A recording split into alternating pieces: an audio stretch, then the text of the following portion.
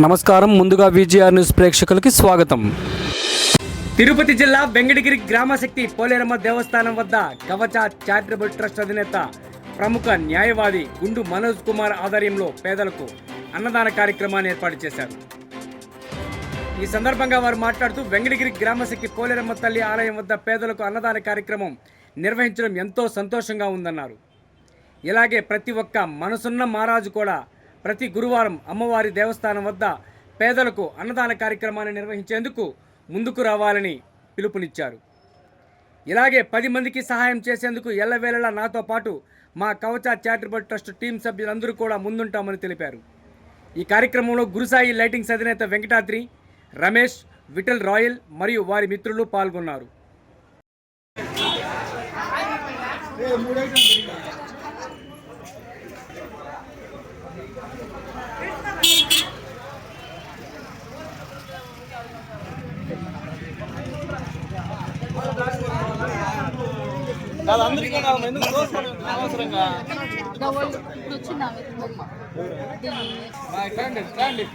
తీసుకునే వాళ్ళు ఇటు వచ్చేసి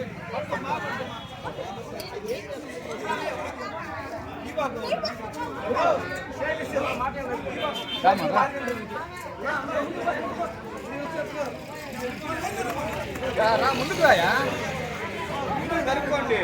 ఇటు వచ్చే మా పెద్దాన్ని అడుగులు పట్టుకోండి అటు వెళ్ళిపో.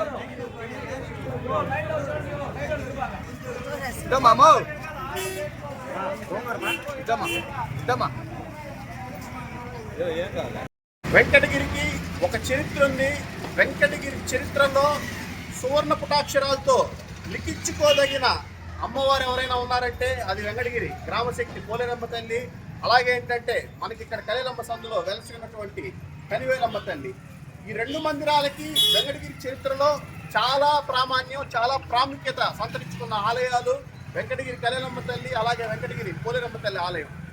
ఈ పోలేరమ్మ తల్లి ఆలయం దగ్గర గత 6 నెలల నుంచి ఆర్టీసీ వారు, మన రత్నం గారు, అలాగే ఏంటంటే స్టాంప్ వెండర్ రమేష్ గారు, మరి తక్కిన సోదరులందరూ కూడా ఏంటంటే క్రమం తప్పకుండా ప్రతి బేస్తవారం పోలేరమ్మ భక్త బృందం పేరిట అన్నదాన కార్యక్రమాన్ని నిర్వహిస్తున్నారు. వాళ్ళకి నేను ప్రత్యేక ధన్యవాదాలు, అభినందనలు తెలియజేసుకుంటున్నాను. ఈ బృహత్తర కార్యక్రమానికి శ్రీకారం చుట్టిన ఈ పోలేరమ్మ తల్లి భక్త బృందాన్ని నేను మనస్ఫూర్తిగా అభినందిస్తున్నాను.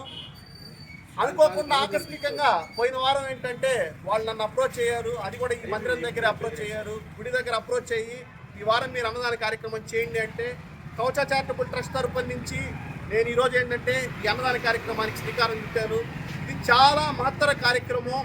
వెంకటగిరి చరిత్రలో ఈ కార్యక్రమం ఎప్పటికీ ఎల్లవేళలా ఈ అయ్యప్ప భక్త, ఈ పోలేరమ్మ తల్లి భక్త బృందం ఆధ్వర్యంలో తేజోమానంగా కంటిన్యూస్గా క్రమం తప్పకుండా ప్రతి బేస్తవారం రోజు కూడా ఈ కార్యక్రమం జరగాలి.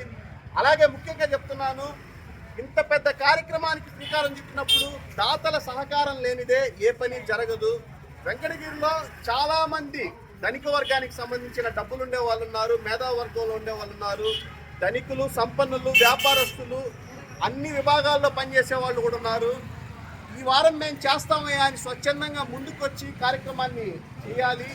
దీన్ని కంటిన్యూటీగా తీసుకెళ్ళాలి అంటే ఏ ఒక్కరి వల్ల ఇద్దరి వల్ల జరిగే పని అయితే కాదు.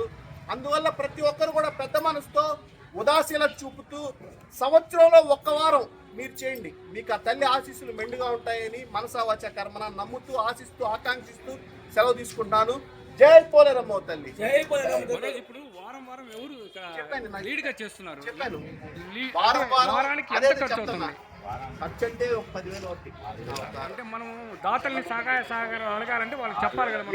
మినిమం ఏంటంటే ఇక్కడ ఒక 200 మందికి భోజన కార్యక్రమం చేయాలా, దానికి మినిమం ఖర్చు ఒక 10,000 రూపాయలు అవుతుంది. ఇంకొకటి ఆ 10,000 రూపాయల ఖర్చు కూడా ఏంటంటే ఇక్కడ దాన్ని ఎవరు తీసుకోరు. వాళ్ళే మేము చేసుకొని వస్తాం, ఒక 200 మందికి భోజనం చేసుకొస్తామన్నా హ్యాపీగా వాళ్ళే తీసుకొచ్చి చేసుకోవచ్చు.